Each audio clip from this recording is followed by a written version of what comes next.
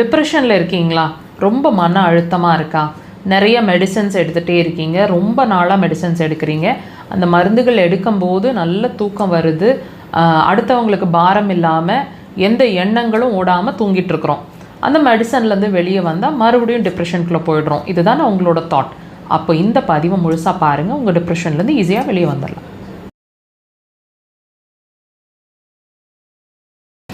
நீங்கள் எடுத்துகிட்ருக்கக்கூடிய உங்கள் மருந்துகள் அப்படிங்கிற ஒரு விஷயம் உங்கள் டிப்ரெஷனை மாற்றுதா அல்லது சரி பண்ணுதா?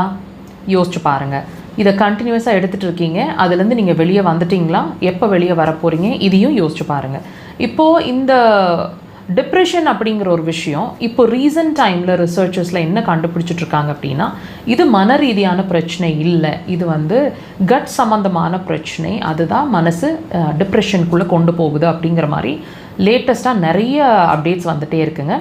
இப்போ நாங்கள் அக்குபஞ்சரில் இப்போ இந்த ரிசர்ச் அப்படிங்கிறது லேட்டஸ்ட்டாக கண்டுபிடிச்சிட்ருக்கிற விஷயம். ஆனால் அக்குபஞ்சரில் நாங்கள் ரொம்ப காலங்களாக, ரொம்ப வருஷங்களாக இந்த விஷயத்தை தான் ஃபோக்கஸ் பண்ணிகிட்டே இருக்கிறோம். அதாவது உங்களோட டிப்ரெஷன், அதாவது மன ரீதியான எந்த பிரச்சனைக்கும், முக்கியமாக டிப்ரெஷன் இருக்கிறதுக்கு முக்கியமான காரணம் அப்படின்னு சொல்லப்படுறது இரைப்பை, அதாவது ஸ்டமக்.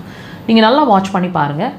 நீங்கள் ரொம்ப நாளாக டிப்ரெஷனில் இருக்கீங்க அப்படின்னா கண்டிப்பான முறையில் உங்களுக்கு சரியாக பசிக்காது, அல்லது நீங்கள் சரியாக சாப்பிட முடியாது, சாப்பிட மாட்டீங்க, அல்லது ரொம்ப பசி அதிகமாக இருக்கும், நிறைய கிரேவிங்ஸ், நிறைய சாப்பிட்டுட்டே இருக்கணும் அப்படிங்கிற மாதிரி உங்களோட நார்மல் ஆப்படைட்டை விட அதிகமான ஃபுட்டை நீங்கள் இன்டேக் எடுக்கிற மாதிரி ஒரு நிலை இருக்கும், நிறைய சாப்பிட்ற மாதிரி இருக்கும்.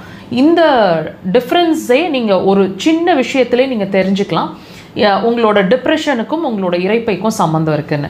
அது மட்டும் இல்லைங்க, நிறைய அதாவது டிப்ரெஷனில் இருக்கிறவங்கள மேக்ஸிமம் பார்த்தீங்கன்னா ஐபிஎஸும் கூடவே இருக்கும், இரிட்டபிள் பவல் சிண்ட்ரோம்னு சொல்கிறது.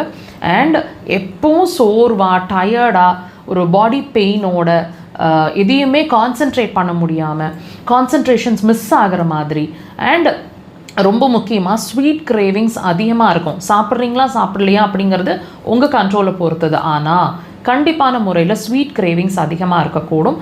அண்ட் திடீர்னு பார்த்திங்கன்னா ஒபீஸ் ஆகிற மாதிரி ஆகிடுவாங்க, அல்லது திடீர்னு மெலிஞ்சு போயிடுற மாதிரி இருப்பாங்க. ஸோ இது எல்லாமே நீங்கள் ஒன்றோட ஒன்று சம்மந்தப்படுத்தி பாருங்கள். உங்களோட டிப்ரெஷன்லேருந்து நீங்கள் பெர்மனெண்ட்டாக வெளியே வரணும் அப்படின்னு நினைக்கிறீங்க, மெடிசன்ஸ் இல்லாமல் அப்படின்னா கண்டிப்பான முறையில் உங்களோட ஹெல்த் பாயிண்ட் ஆஃப் வியூ, அதாவது உங்களோட இரைப்பை நீங்கள் ட்ரீட் பண்ணிக்கணும். அக்குபஞ்சர் அதுக்கு சிறந்த தீர்வு. கண்டிப்பாக ட்ரை பண்ணுங்கள், ரிசல்ட்ஸ் ஃபாஸ்ட்டாக தெரியும்.